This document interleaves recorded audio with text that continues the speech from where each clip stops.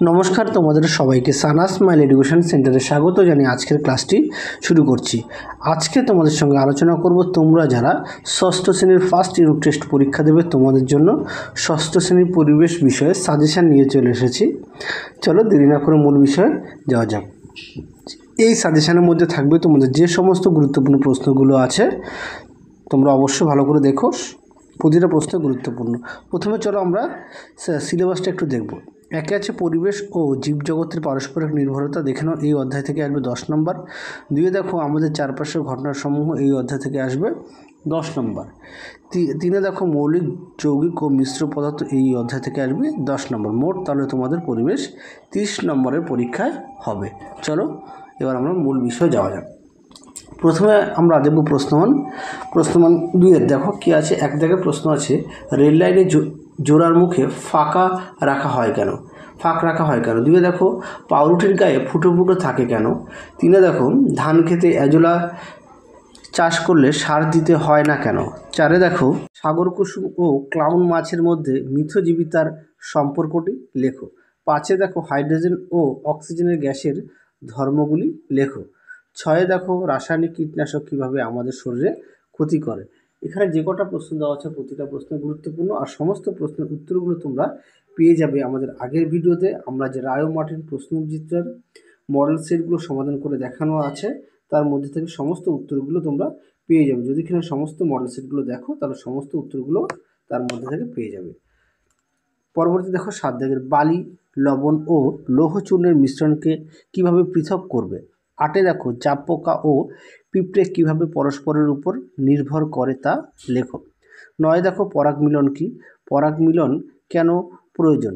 10এ দেখো ম্যাগনেসিয়াম ধাতুর ফিতাকে বাতাসের উপস্থিতিতে আগুন ধরলে সাদা এক প্রকার গুঁড়ো তৈরি হয় কেন।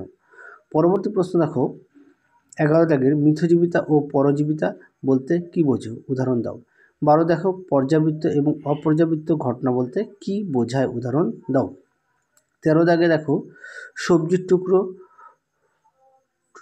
টুকরো করে কেটে রান্না করলে তাড়াতাড়ি সিদ্ধ হয় কেন, খুব গুরুত্বপূর্ণ প্রশ্ন। 14 দাগে দেখো সংকেত থেকে কি জানা যায়, মানুষের যক্ষা হলে শরীরে কি লক্ষণ দেখা যায়। 15 দাগে দেখো হানিডু কি, প্রাণীরা খাদ্যের জন্য কিভাবে গাছের উপর নির্ভরশীল। পরবর্তী প্রশ্ন দেখো 16 দাগে দেখো রাসায়নিক পরিবর্তন ও অভিপ্রেত ঘটনা কাকে বলে। তারপরে দেখো 17 দাগের H2H, তারপরে H2O 2H2 বলতে কি বোঝায়। পরবর্তী দেখো একের সঙ্গে দেওয়া আছে দই কিভাবে তৈরি করা হয়। 18 দাগে দেখো ভিটামিন A ও D আমাদের কি কাজে লাগে ও কোথা থেকে পাই। 19 দাগের প্রশ্ন দেখো পাহাড়ের উপরে আমাদের শ্বাসকষ্ট হয় কেন। 20 দাগে দেখো সাগর কুসুম কিসের সাহায্যে সন্ন্যাসী কাঁকড়াকে রক্ষা করে। খুব গুরুত্বপূর্ণ প্রশ্ন, তোমরা অবশ্যই প্রশ্নগুলো ভালো করে পড়বে আর পাঠ্য বই খুঁটিয়ে পড়বে। পরবর্তী দেখো পার্থক্য দেওয়া আছে, পার্থক্য লেখো। 1 আছে ভৌত ও রাসায়নিক পরিবর্তনের পার্থক্য। 2 আছে ধাতু ও অধাতুর পার্থক্য লেখো। 3 আছে যৌগিক ও মিশ্র পদার্থের পার্থক্য। 4 আছে অণু ও পরমাণুর পার্থক্য। তারপরে দেখো 5 আছে স্বভোজী ও পরভোজীর পার্থক্য। তারপরে দেখো দ্রাবক ও দ্রাবকের পার্থক্য। তোমরা অবশ্যই ভালো করে পড়ো, সমস্ত প্রশ্নের উত্তরগুলো পেয়ে যাবে।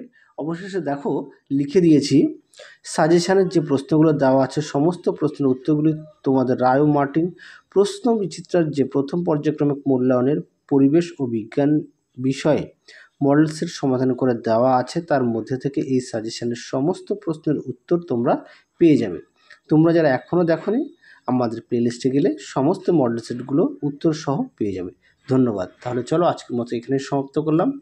আবার দেখা হবে খুব শীঘ্রই তোমাদের পরবর্তী ভিডিওতে। তোমরা সবাই সুস্থ থেকো, ভালো থেকো। আজকের মতো টাটা।